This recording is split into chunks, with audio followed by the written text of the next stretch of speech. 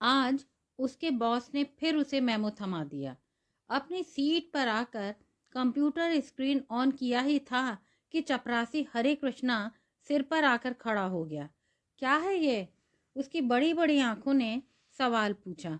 Boss ने भेजा है, देखिए इस पर क्या लिखा है, from the desk of editor. Hare Krishna ने दांत निपोड़ते और धृष्टता से मेमो मेज के सामने वाली लकड़ी की दीवार पर किसी इश्तहार की तरह टांग दिया। आंचल सिंह ने झपट्टा मारकर वह छोटा सा कागज का टुकड़ा छीना और एक सांस में ही पड़ गई। फिर वही ड्रेस रैक, लड़कियों को क्या पहनना होगा यह भी किसी दफ्तर और दफ्तर का अफसर पुरुष तय करेगा, और वह भी मेमो की शक्ल में। उसकी आंखें उन अक्षरों पर ठहर ठहर कर फिसल रही थीं। उसका चेहरा पहले रुआंसा हुआ, फिर तमतमा गया। उस पर लिखा था, मिस आंचल सिंह, आपको पहले भी कई बार इस मामले में समझाया जा चुका है कि यह दफ्तर है, कोई रैंप नहीं, जहां पर कोई भी अशोभनीय ड्रेस पहनकर चली आए। यह कार्यस्थल है और इसकी भी कोई मर्यादा होती है। आपने लगातार आदेश की अवहेलना की है, क्यों न आपके खिलाफ कोई कार्रवाई की जाए। निखिल गुप्ता। धूमधाम से मनाए जा रहे हिंदी सप्ताह का यह आखिरी दिन था। वह हैरान थी, दुखी थी और क्रोधित भी। और क्या करे? घर और दफ्तर का फर्क खत्म होता जा रहा था। किसी स्त्री के लिए एक साथ दो दो बॉस को झेलना कितना मुश्किल हो सकता है, ये स्त्री से बेहतर कौन बता सकता है। बॉस लोगों की एक पूरी फौज से सामना तो पैदा होते ही स्त्री का हो जाता है। मझले भैया की लाल आंखें, कड़कदार आवाज से अभी तक कहाँ पीछा छूटा है आंचल का। माई, इसको कह दो जीन्स टॉप पहनना है तो ओढ़नी ओढ़नी पड़ेगी, बिना उसके घर से बाहर निकलने मत देना। बाहर जाने को तैयार आंचल दरवाजे पर ही थरथरा गई। लाचार माई ने आकर एक ओढ़नी पकड़ा दी। वे फुसफुसा रही थी, यहाँ ओढ़ ले, बाहर हाथ में बांध लेना, कौन सा पीछा कर रहा है। एक स्त्री ने दूसरी नौसिखिए हम सफर को जैसे कुछ समझाया था। मुझ पर इतनी नजर क्यों रखते हैं? आप कुछ कहती क्यों नहीं? मैं कौन सा विषय पढ़ूं, कैसे जाऊं, कब जाऊं, ये सब वे तय करें। मेरी पसंद कुछ नहीं। तू लड़की जात है, तुझे ये जीवन भर सहना होगा। आदत डाल ले, मैं क्या करूं? भाई है बड़ा और वो शासन करेगा ही। शादी के बाद तुझे जो मन आए करना, पहनना। पति जाने, भाई नहीं रोकेगा। अभी मैं बीच में नहीं पड़ूंगी, जा जल्दी निकल। बाहर रिक्शा खड़ा था। कॉलेज जाने की देर हो रही थी। माई की गुलाम आवाज पीछे थी, चिंता मत करो, जल्दी पीछा छूटेगा। मैं वह सब करूंगी जो मेरा मन कहता है, देखते रहना तुम सब। उसने ओढ़ने गले में लपेटी और मुंह ढांप लिया। कोई पीछे खड़ा है, इस एहसास से उसकी तंद्रा टूटी। जाने आंसू कब चुपचाप बह निकले थे।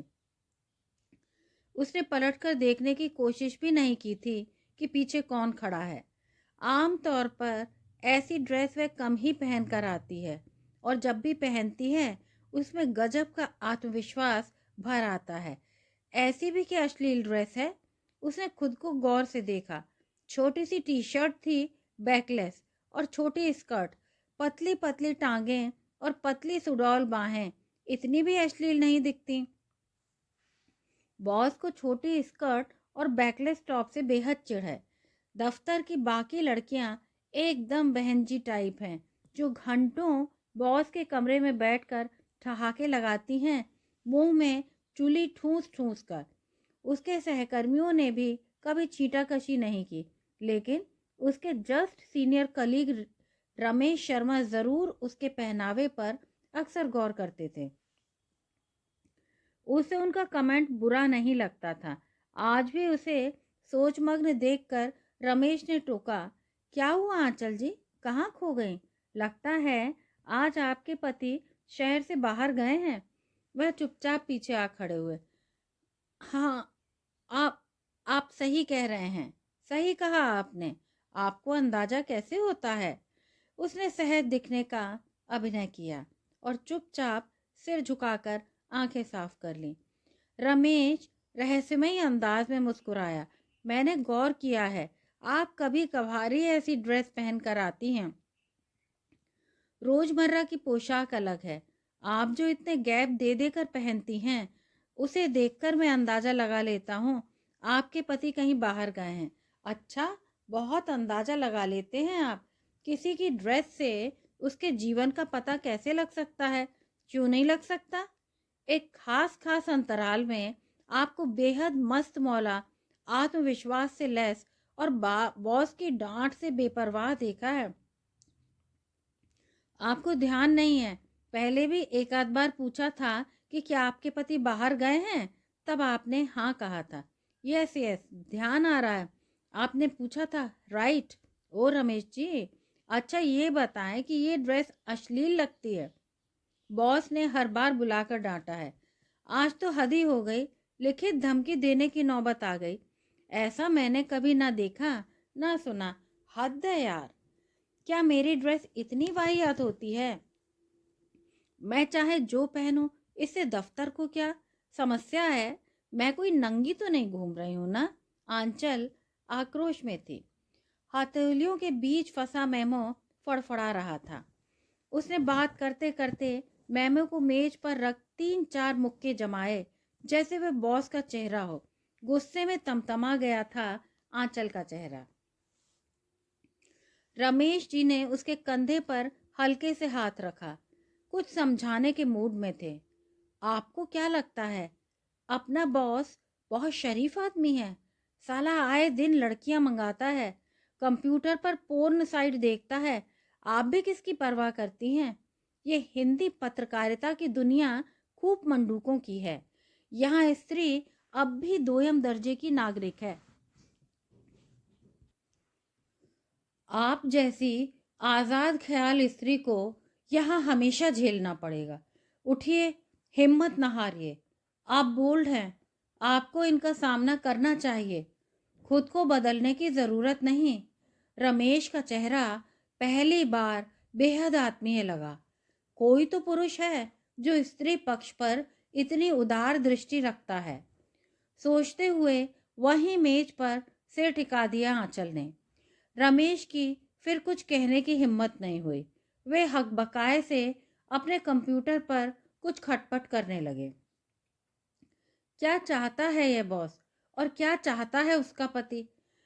अलग अलग नरक के से देवता, दोनों एक जैसे।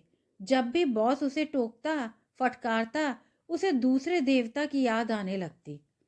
पार्टी में तुम्हारा खुलेआम दारू पीना मैं टॉलरेट नहीं कर सकता। तुम कितनी मॉड हो यार। हाइट है, ड्रेस पहनो, लेकिन अपनी उम्र भी तो देख लिया करो। तुम कॉलेज गोइंग नहीं हो, देवता बोल रहे हैं। जब मुझे पसंद किया था, तब तो तुम्हें मेरी यही आदतें बहुत अच्छी लगती थी, मोहक लगती थी। अब ये आवारापन क्यों चुभ रहा है? मुझे क्या पता था कि शादी के बाद भी तुम वैसी ही रहोगी। लोग बदलते हैं, तुम जिंदगी को अभी भी उसी चश्मे से देख रही हो। This is not right way to live. मुझे अपने हिसाब से बदलना है खुद को। कौन क्या चाहता है, मैं इसके लिए जान नहीं दे सकती।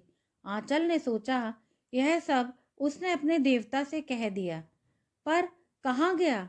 यह सब गले में घुटकर रह गया। सड़ा समूह बनाकर देवता निकल लिए। उसके भीतर कहीं कुछ दरक गया। शायद कोई रिश्ता, कोई विश्वास, कोई भाव। सोचा था दफ्तर का माहौल खुला होगा, यहाँ भी वही संकीर्ण मानसिकता वाला बॉस मिल गया।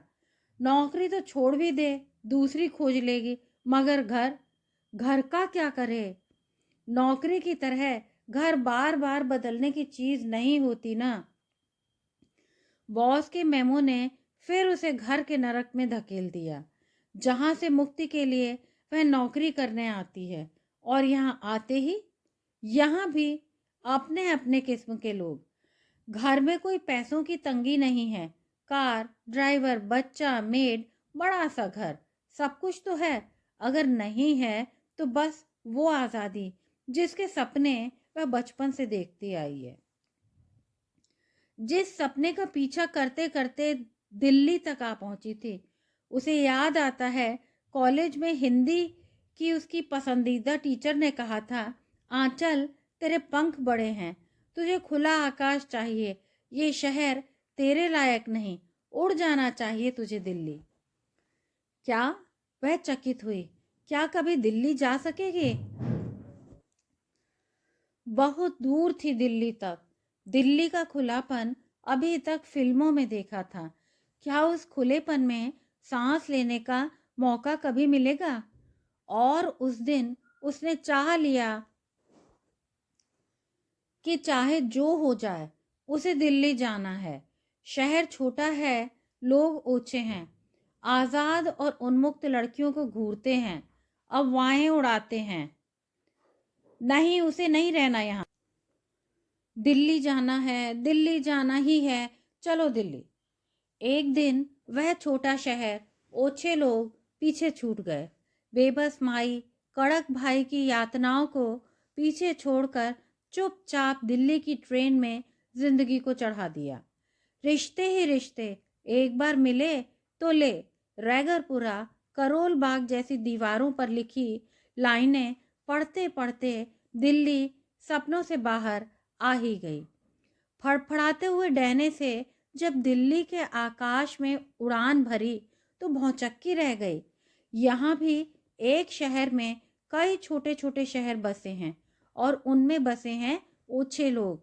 अब कहाँ जाएगी, क्या करेगी? क्या सोचा था, क्या मिला? क्या उसने कोई गलती की यहाँ आकर? अब तो पीछे लौटना संभव नहीं। इसी ओछी दुनिया को अपने जीने लायक बनाना है। इस दुनिया में नौकरी तलाश ली, पीआर एजेंसी में ऊंचे पद पर काम करने वाला पति मिल गया, घर और बच्चा मिला। न मिला तो वह माहौल, आज़ादी जिसका पीछा करती हुई यहाँ आई थी। हमेशा से लड़कों की तरह आज़ाद जीवन जीना चाहती थी। भैया की तरह चौक पर बैठे गप्पे लड़ाए, चाय सुड़के, धुआं उड़ाए, जब जहाँ जाना हो निकल जाए, कोई न रोके, कोई न टोके, जैसी मर्जी कपड़े पहने, जिससे मन हो दोस्ती करे, जब चाहे यात्राओं पर निकल जाए। विवाह के लिए नहीं बनी थी वह, पर कर बैठी और अब वह उसे निभा रही है। क्यों? यह इतना बड़ा सवाल कि जवाबों के पांव छोटे ही हो जाते हैं। क्या उसे भी डर नहीं लगता अपने अकेली स्त्री होने का? लगता था, जरूर था। तभी तो कि जवान पीती रही कड़वे घूंट। आखिर कितने मालिक बदलेगी? सब तो एक ही आवे में पककर आए हुए हैं। सोचती रह गई आंचल। फील्ड रिपोर्टिंग करना चाहती है। डेस्क का काम बेहद उबाऊ होता है। दूसरों की कॉपी ठीक करने में अपनी लेखन संभावनाओं का सत्यानाश हो जाता है। मगर न बॉस ऐसा काम देता है, न घर, बेशुमार यात्राओं की इजाजत, ऊपर से हिंदी की ओछी मानसिकता। क्लब में दारू पी लिया तो गॉसिप, किसी के साथ कार में अकेली देखी गई तो कानाफूसी, किसी से हुलसकर मिली तो चर्चा कि देखो सर्वसुलभ है, सबसे हंसकर मिलती है। उफ, कोई मालिक न हो। हे भगवान, बचाओ इस मॉरल पुलिसिंग से। पर तुम भी क्यों बचाओगे? खुद भगवान भी तो पुरुष है। दफ्तर में खड़ूस बॉस और घर में एक ऊबा खींचा हुआ दकियानूसी पति जो बात करते हुए चीखता है, प्यार करते हुए झकता है, तनावग्रस्त हो तो चादर तान के सो जाता है। चलो, घर तो हैंडल किया जा सकता है, मगर दो दो मोर्चों पर एक साथ कैसे लड़ा जा सकता है? आंचल की विचार श्रृंखला तब टूटी जब किसी ने आवाज लगाई। अपने बारे में सोचते हुए वह अतीत की गलियों में फेरा लगाकर लौट आई थी। आंचल ने पल भर सोचा इस तनाव को कैसे कम किया जाए। मोबाइल उठाया और दन्न से आशा को फोन लगा दिया। मैं बहुत टेंस हूँ यार, आज तो हद ही हो गई। बॉस ने मेरी ड्रेस पर आपत्ति जताते हुए मेमो ही थमा दिया। क्या करूं, कुछ सूझता नहीं। बात करते करते वह रुआंसी हो उठी थी। मस्ती करेगी? चल, तनाव को गोली मार। आज तुझे एक अनोखी दुनिया की सैर कराते हैं। तूने न देखी होगी न सुनी होगी। आशा चहक रही थी। ऐसा क्या है यार? आंचल समझ नहीं पाई। कहाँ, किस दुनिया की बात हो रही है? बस तू सवाल मत कर। घर पर फोन कर दे। आज रात देर से आएगी। बता देना आशा के घर पार्टी है। हम शाम को अमित के साथ एक अनोखी पार्टी में जाने वाले हैं। आशा फोन पर बेहद उत्साहित और खुश लग रही थी। आंचल ने अपने पत्रकारीय दिमाग लगाया। कहीं रेव पार्टी, गे पार्टी, कैरेबियन पार्टी या वाइफ स्वैपिंग पार्टी या मेल स्ट्रिपर्स वाली पार्टी की बात तो नहीं कर रही है आशा? उसे शंका हुई। वह इन सब में जा सकती है, सिर्फ रेव पार्टी में नहीं जाएगी। वह संजीदा पत्रकार थी। उस पार्टी के कारनामे रोज अखबारों में पढ़ती थी। उसकी थोड़ी बहुत दिलचस्पी मेल स्ट्रिपर्स पार्टी में थी और किसी में नहीं। वह मर्दों के शरीर से कपड़े दर्दनाक तरीके से उतारेगी। साले, सारे एक जैसे। उसने दांत पीसा। उसने आशा को स्पष्ट किया, देख आशा, मैं रेव पार्टी में नहीं जाऊंगी। पकड़े गए तो मैं कहीं की नहीं रह जाऊंगी। मुझे तो माफ़ी कर दे। अरे चल तो, यू कांट इमेजिन कि वह कैसी पार्टी होगी। अगर तुझे जमा नहीं तो लौट आना, but I can't tell you about it. Believe me, मैं जा रही हूँ। इट मीन्स कुछ तो एक्साइटिंग होगा न जाने मन। आशा की संगति ज़्यादातर पार्टी बाजों से थी। ये बात आंचल जानती थी। उसके ड्राइंग रूम में अक्सर दोपहरी बिताने वाले अजीबोगरीब लोगों को देख उसे कोफ्त भी होती थी। मगर आशा मस्त रहती है। शायद लोगों को दोपहरी में बियर पीने की जगह मिल जाती थी और आशा को कुछ काम के लोग। आंचल ने कई बार दबी जुबान में इस बारे में कुछ कहने की कोशिश की तो आशा ने तर्क से उसे परास्त किया। तू समझती तो है नहीं कुछ। तू बाहर जाती है, किस्म किस्म के लोगों से मिलती है। मैं घर में बंद हूँ, पड़ी रहती हूँ। मुझे बड़े लोगों के साथ उठना बैठना पसंद है। ये लोग मेरे घर आते हैं तो मेरा क्या लेते हैं? अपना दारू लेकर आते हैं। थोड़ा बहुत स्नैक्स मैं दे देती हूँ। मुझे कई नए कॉन्टैक्ट मिल जाते हैं। मैं कोई काम स्टार्ट कर सकती हूँ। तेरे पति को कोई समस्या नहीं होती? आंचल हैरान होती है। आशा कहती है, नहीं, रोनू सबको जानता है। रोनू को भी इनसे फायदा होता है। चल छोड़। फायदा? कैसा पति है? आशा तभी इतने बिंदास अंदाज में जीती है। कोई टैबू नहीं जिसके जीवन में। आंचल अपने घर में ऐसे माहौल की कल्पना भी नहीं कर सकती। ना अपने घर में यहाँ के माहौल के बारे में जिक्र कर सकती है। देवता मुंह बिचकाएंगे और घृणा उगलते हुए कहेंगे, वो रहस्यमय घर है, पता कर लो, जरूर कोई बात है। दोनों मिलकर कोई संगीन काम कर रहे हैं। तुम जरा आना जाना कम करो, मैं टॉलरेट नहीं कर सकता। तो मत करो। ये धमकी क्यों देते रहते हो? अलग हो जाओ। एहसान क्यों लाद रहे हो? अलग होने का कहाँ सवाल है। बस टॉलरेट। ओह, टॉलरेट। टॉलरेट कौन किसे कर रहा है? किसके अरमानों का दम घुट रहा है? इतनी ही सीधी सादी वाइफ चाहिए थी तो ले आते गांव से किसी लड़की को। प्रेम करने के लिए शहर की लड़की चाहिए। बीवी बने तो ग्रामीण संवेदना को पोषे। आंचल के भीतर विद्रोह के बुलबुले फूटने लगे। आशा की बातों ने आंचल पर जादुई असर किया और वह दफ्तर से सीधा आशा के घर पहुंच गई। बाहर सन्नाटा सा था। लगता है कोई घर पर नहीं। आशा के ड्राइंग रूम में एक बड़े सोफे पर कोई भीमकाय व्यक्ति पसरा हुआ था, जिसे देखकर आंचल को लगा जैसे कोई भारी बक्सा पड़ा हुआ है।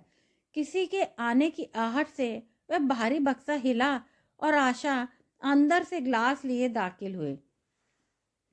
दो लाल उनीदी आंखें, काली थुलथुल काया, गले में मोटी सोने की चेन, खाए पिए अघाए वह बक्सा एक बहुत बड़े रेस्टोरेंट चेन का मालिक निकला। Be ready for tonight ladies. बोलते हुए वह अघाई हुई काया हिली। आंचल को वह आदमी थोड़ा अजीब सा लगा, थोड़ा संदेहास्पद मगर वैभवशाली। उसके वैभव से प्रभावित भी हो रही थी और उसकी काया देखकर घबरा भी रही थी। ओके, अब आंचल भी आ गई है। तुम हमें देर रात पिक कर लेना। आशा उत्साहित थी। अनोखी पार्टी कैसी होगी, क्या होगा, कौन लोग होंगे, कैसे कैसे, कई मशहूर हस्तियां होंगी।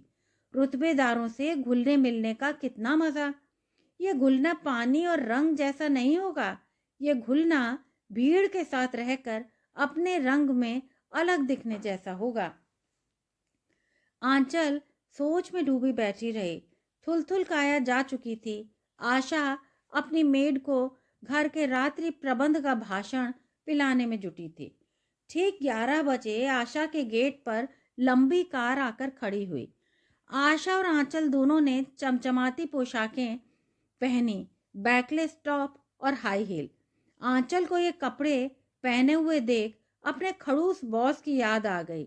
वह अभी देख ले तो एक मेमो अभी थमा देगा। क्यों ना आपके खिलाफ कार्रवाई की जाए। साला अपनी बीवी को तो 10 मीटर की साड़ी में लपेटकर घुमाता होगा। पता नहीं कैसे झेलती होगी वह ये सब। आंचल समझ नहीं पाती कि खादी के कुर्ते या फैब इंडिया के कुर्ते में लिपटा यह आदमी पोशाकों से औरतों की बौद्धिकता को क्यों आंकता है। मन होता है पूछूं कि क्या मेरी टांगें आपको डिस्टर्ब करती हैं, या दफ्तर में कोई बवाल हुआ, किसी ने शिकायत की या व्यभिचार फैला। स्त्री की आधुनिक पोशाकों से डरने वाले ये पुरुष, ये लोग कौन हैं। उतरो, हम आ गए। आशा ने पेज 3 अंदाज में आंचल का हाथ पकड़ा और फार्म हाउस के गेट में दाखिल हुई। फार्म हाउस के गेट पर उसका नाम चमक रहा था, बनाना नाइट्स। आंचल नाम का कुछ मतलब निकालती इससे पहले ही ध्यान बटा। सामने से थुलथुल काया चली आ रही थी। आओ आओ, come in my beautiful ladies, wonderland is waiting.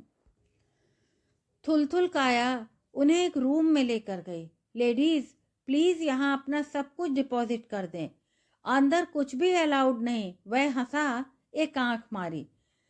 अपने दोनों खाली हाथ लहराएं, देखो मैं भी सब डिपॉजिट करने जा रहा हूँ। आशा उछली, वाओ, कहाँ, किधर। आंचल ने अपना पर्स, मोबाइल रखने की जगह तलाशनी शुरू की। तभी कमरे में एक युवा लड़की आई। मे आई हेल्प यू मैम। या श्योर, आंचल ने शिष्टता से कहा। मैम आप दोनों अपनी ड्रेस, चप्पलें, घड़ियां सब यहीं उतार दें। It's safe place. वापसी में आपको सारा सामान यहाँ मिल जाएगा। आप जैसे आई हैं वैसे लौट सकेंगे। लड़की या गार्ड जो भी हो, उसका भावहीन चेहरा देखकर कुछ अंदेशा सा हुआ। आंचल ने थुलथुली काया को घूरना चाहा, वह गायब। शायद वह जा चुका था। आशा जैसे पहले से ही तैयार थी। उसने लॉकर की चाबी उस लड़की से प्राप्त की और सामान मुक्त होने की प्रक्रिया में लग गई। आंचल समझने ना समझने के बीच में हिलोरें ले रही थी। कपड़े उतारना क्या मतलब? कम ऑन बेबी, जल्दी उतार, पार्टी शुरू हो चुकी है। कहते कहते आशा पूरी तरह निर्वस्त्र हो चुकी थी। वह लड़की उसका सारा सामान समेट रही थी। आंचल हैरान, कोई स्त्री इतनी जल्दी कैसे नंगी? वह तो बेडरूम में नहीं हो पाई आज तक। आशा को कोई भय, संकोच, शर्म नहीं। महाबोल्ड स्त्री की परिकल्पना से आंचल कपकपा गई। आजादी तो वह चाहती थी, मगर ऐसी नहीं कि जिसमें नंगेपन का सार्वजनिक प्रदर्शन करना पड़े।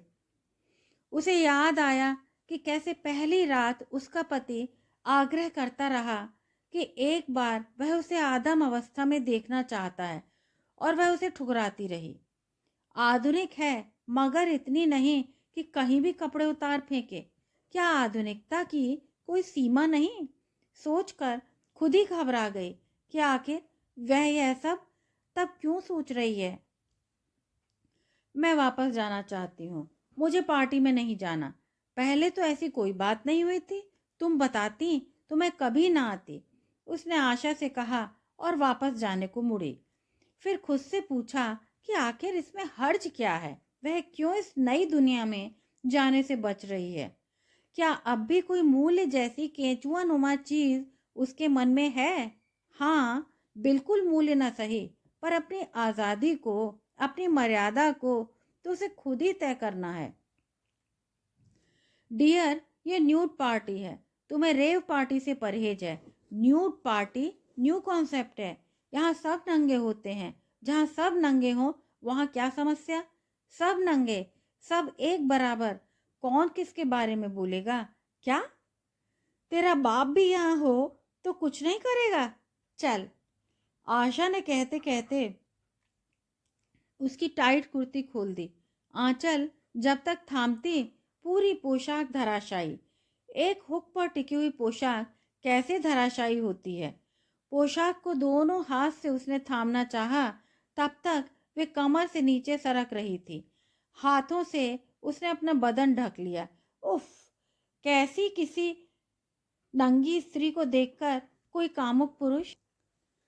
वह लड़की तटस्थ थी, जैसे ये स्त्रियां नहीं कोई सामान हो जिन्हें बिना कपड़ों के ऐसे ही होना था। आंचल का सिर घूम गया।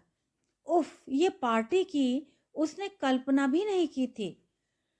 वस्त्रहीन होकर खुद को भी आईने में नहीं देखा। न इतना बड़ा आईना था घर में, न इतनी उदार आंखें जो तटस्थता से देख सकती हैं।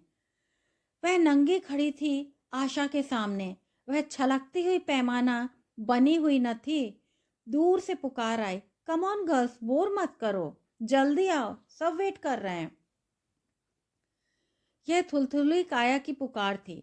आशा ने आंचल का हाथ थामा, उसे घसीटती हुई पार्टी में समा गई। चारों तरफ नंगे ही नंगे लोग। एक पल के लिए लगा कि वे किसी द्वीप पर पहुंच गए हैं, जहां लोग अब भी आदिम अवस्था में रहते हैं। वह एक आश्चर्य लोक में गलती से आ गई थी। अंधेरे उजाले के बीच हल्की धुनें बज रही थी। एक चबूतरे पर नीली पीली रोशनी के बीच बारिश का माहौल था। कुछ नंगे लोग उसमें नाच रहे थे। लड़कियां थिरक रही थीं। आंचल को ये लड़कियां सुंदर कतई नहीं लग रही थीं। उसे अपने से ज्यादा इन पर आश्चर्य हो रहा था। ये कैसे नंगी पार्टी को एंजॉय कर सकती हैं? लाज नहीं आती क्या? न्यूडिटी इनके लिए कोई इशू नहीं है क्या? खुद से सवाल पूछा।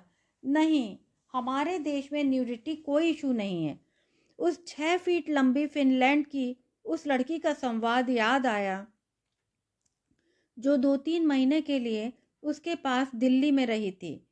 चिचिलिया नाम था उसका, मगर वह प्यार से ची पुकारा जाना पसंद करती थी। आंचल ने उससे पूछा था, क्या मैं यहाँ किसी के भी सामने कपड़े चेंज कर सकती हूँ? कोई समस्या तो नहीं?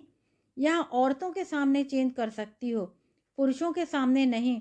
गुड, इसका मतलब भारत से ज़्यादा अमेरिका पिछड़ा हुआ है। वो कैसे? आंचल को हैरानी हुई। ची ने बताया, जब वह पहली बार अमेरिका पढ़ाई के लिए जा रही थी, तब उसकी माँ ने उसे समझाया था कि अमेरिका बहुत पिछड़ा हुआ देश है, वहाँ किसी के सामने ड्रेस चेंज न करना। ची ने मासूमियत से पूछा था कि औरतों के सामने? नहीं, बिल्कुल नहीं, वहाँ औरतों के सामने भी नहीं, बुरा माना जाता है। उनकी मानसिकता पिछड़ी हुई है। भारत में कम से कम औरतों के सामने तो चेंज कर ही सकते हैं ना। Thank God. ची ने राहत की सांस ली थी। बाद में बातों ही बातों में ची ने बताया कि उसका देश बेहद ठंडा है, इसीलिए सबके घरों में सोना बाथ का इंतजाम होता है। एक गर्म रूम जहां भाप निकलती रहती है। उस जगह को बहुत पवित्र मानते हैं, जहां परिवार के सारे सदस्य एक साथ नग्न अवस्था में बैठकर भाप का आनंद लेते हैं। किसी को कोई परहेज नहीं, कोई शर्म नहीं। क्या यार, क्या शर्माना, अकेली तू ही नहीं है हमाम में। चलो, आशा ने उसे आगे ठेला। वह एक पल के लिए अपना नंगापन भूल गई। अब वह भाव वाले कमरे में थी। कमरा भरा पड़ा था। एक मेज पर दारू की बोतलें, ग्लास रखी थीं। लोग खुद ही अपना पैक बना रहे थे। कोई वेटर नहीं, दूर दूर तक। बड़ा सा लॉन था जहाँ न्यूड पार्टी चल रही थी। हल्की लाइट्स जल रही थी। एक छोटे से स्विमिंग पूल में कुछ हलचल सी दिखी। आशा ने आंचल को उधर का इशारा किया। आंचल अब तक थोड़ा संभल गई थी। वहां सब सामान्य थे, कोई किसी की तरफ नहीं देख रहा था। सबके साथ अपना कोई ना कोई पार्टनर या परिचित था। आंचल को आशंका थी कि कुछ लोग अश्लील हरकत न कर बैठें। वह मन ही मन खुद को हर हालत के लिए तैयार कर रही थी। बार बार उसके हाथ खुली छातियों की तरफ चले जाते, कहां कहां ढके। इन सबसे बेपरवाह आशा तो जैसे मगन थी। हाय हाय स्वीटी जैसे जुमले उछालती हुई झमझमा रही थी, नंगेपन के बोझ से परे। आंचल भाव वाले कमरे को भूल गई। उसे फिर अपनी सामाजिक प्रतिष्ठा का, अपनी मध्यवर्गीय दुनिया का ख्याल कुछ ज्यादा ही आने लगा। अगर बात बाहर तक गई तो क्या क्या परिणाम हो सकते थे, यह सोचकर वो कांप गई। किसी परिचित ने बाहर जाकर बता दिया तो? सांस ठहर सी गई। खुद को एक बारगी ढकना चाहा, मगर हथेलियां दो और ढांपने की जगह भी दो। हाथ ऊपर ले जाए या नीचे, कुछ सूझा नहीं।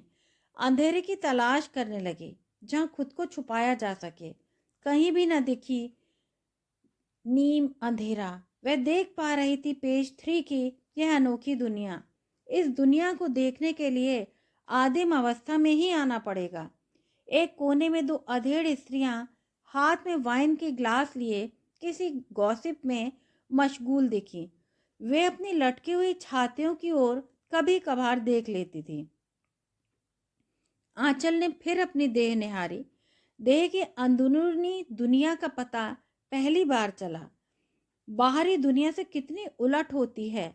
नहाते हुए भी कपड़े पहने स्त्री जब पहली बार कपड़े उतारे तो क्या वह खुद को पहचान पाएगी?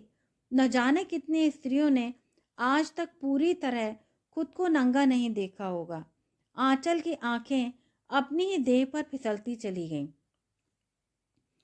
आंचल ने गौर किया कि पार्टी में पुरुष ज्यादा हैं, उनकी तुलना में लड़कियां कम। तभी वह थुलथुल काया हम दोनों पर यहाँ आने का इतना दबाव बना रहा था।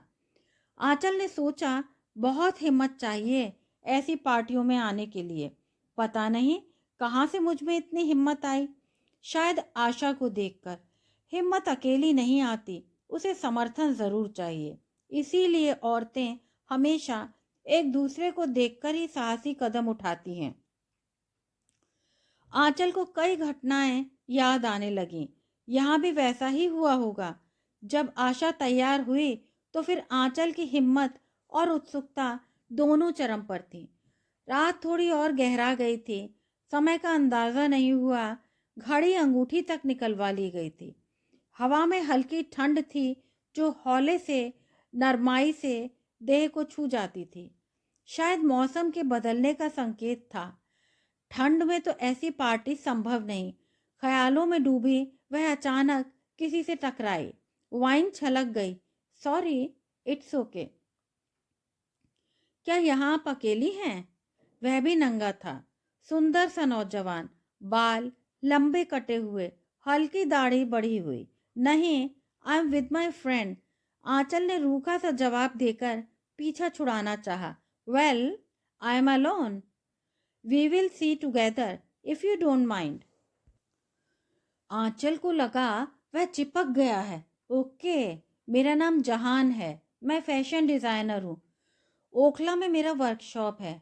मैं आशा एक स्कूल में पढ़ाती हूँ। आंचल सब छुपा गई। मन ही मन तय कर लिया था कि इस दुनिया में कभी उसे वापस नहीं आना। पहला और आखिरी गुनाह बस।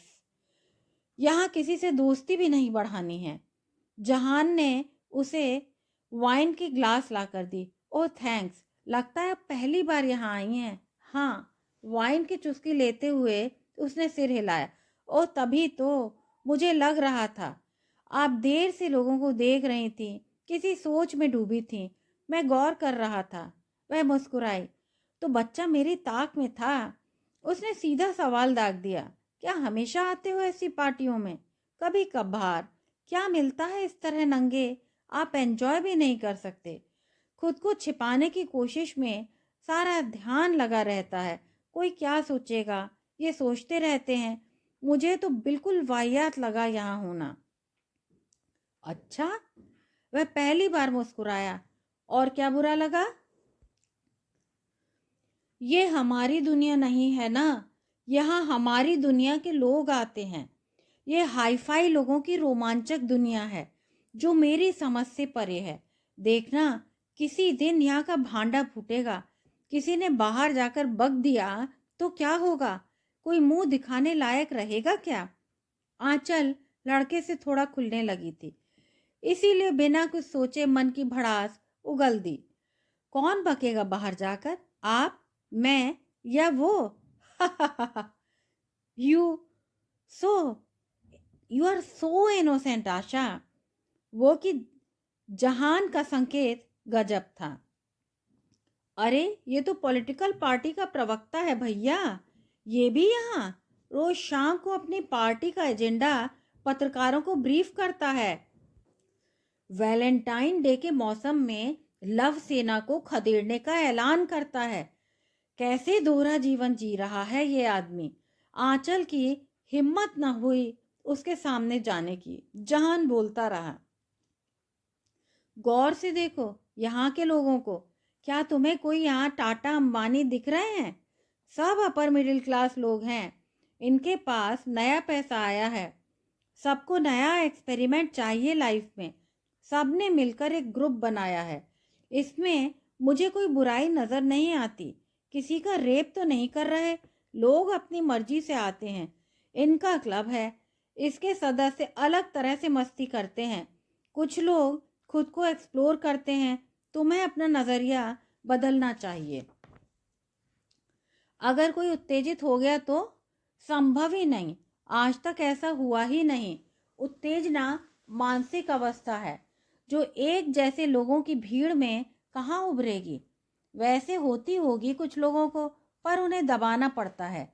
कुछ नियम कायदे हैं यहाँ के, जो मानते हैं वे सदस्य बने रहते हैं, नहीं तो बाहर।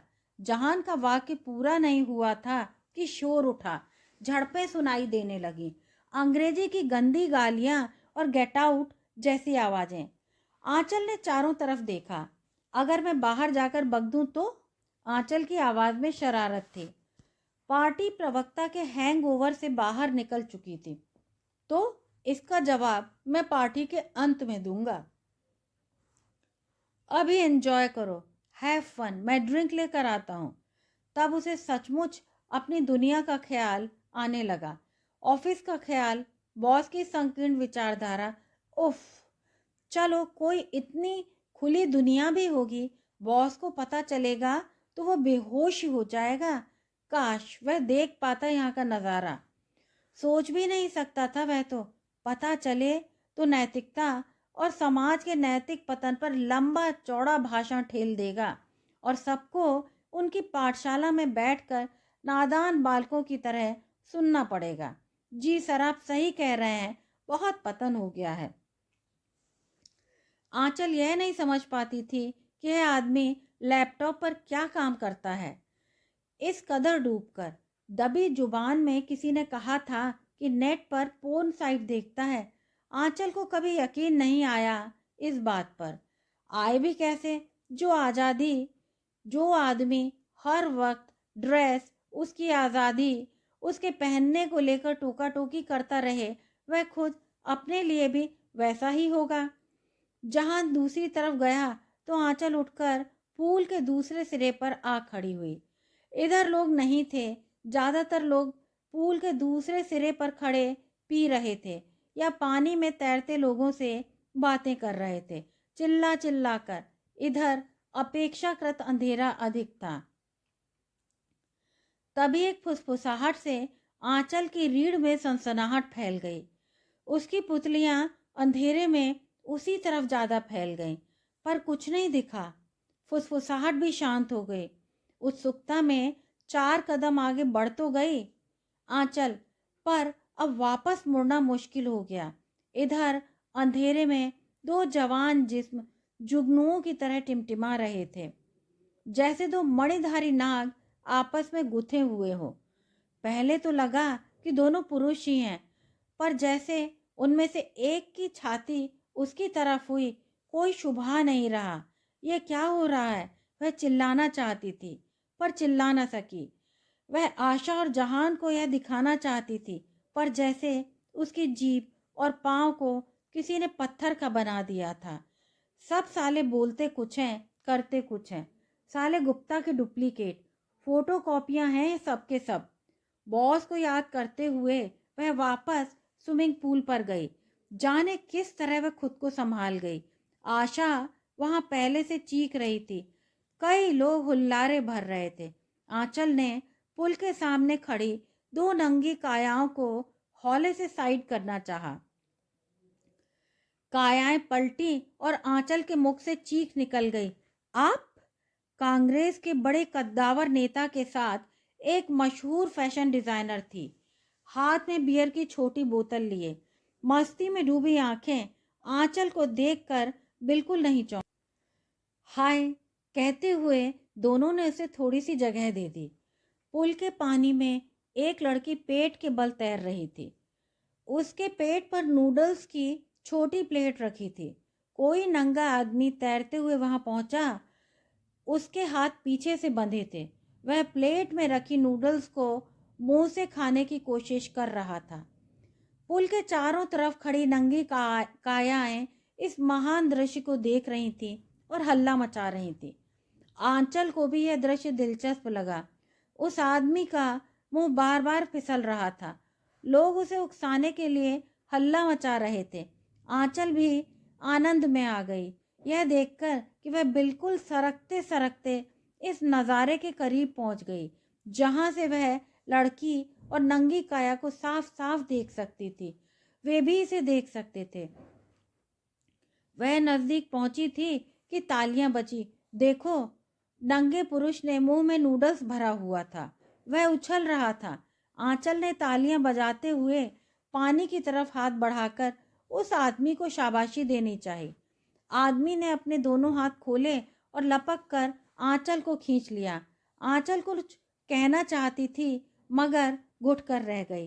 वह आदमी कोई अजनबी नहीं, उसका खड़ूस बॉस था। यकीनन वह उसका बॉस ही था, कोई फोटोकॉपी नहीं। वह भौचक्की रह गई, समझ ही नहीं पाई कि कैसे रिएक्ट करे। कल से ऑफिस में कैसे सामना करेगी। वो तब किस मुंह से ड्रेस कोड पर भाषण पिलाएगा। क्या होगा अभी के बाद? एक बार की मन हुआ भाग जाए या कहीं जाकर छुप जाए। उसके पैर वहीं जम गए। पुरानी स्मृतियों की एक रील सी चलने लगी। नसीहतें देता बॉस, मेमो थमाता बॉस, दूसरी औरतों को आवरण का महत्व समझाता बॉस। आज एक ही झटके में सारे आवरण आंचल के सामने छिन्न भिन्न हो गए। वह मुस्कुरा पड़ी। उसकी मुस्कुराहट ने उसके भीतर कहीं गहरे तक जैसे उसे अभयदान दिया हो। नहीं नहीं, अब नहीं भागेगी। उसने बॉस को घूरा। बॉस की आंखें बड़े भैया की तरह दिख रही थीं। वहां तमाम खड़े लोगों की आंखें भी एक सी दिखी। वह बॉस की आंखों में आंखें डालकर देखती है। उन आंखों में मात थी। वहां एक पाखंडी की परास्त नैतिकता थी। उसे लगा समूची पुरुष सत्ता इन आंखों में समा गई है। आंचल के सामने एक बॉस ही निरावरण नहीं था, जैसे पूरी की पूरी पुरुष सत्ता निरावरण होकर खड़ी हो गई थी। थोड़ी देर में उनकी आंखें झुकी, जिनमें अपराध बोध और ग्लानि का भाव रहा होगा। अलग किस्म के आनंद में डूबी आंचल ने देखा बॉस तैरकर पुल के दूसरी तरफ जा रहा था। यदि आपको यह कहानी अच्छी लगी हो तो कृपया चैनल को सब्सक्राइब करें। कहानी सुनने के लिए सभी श्रोताओं का बहुत बहुत धन्यवाद।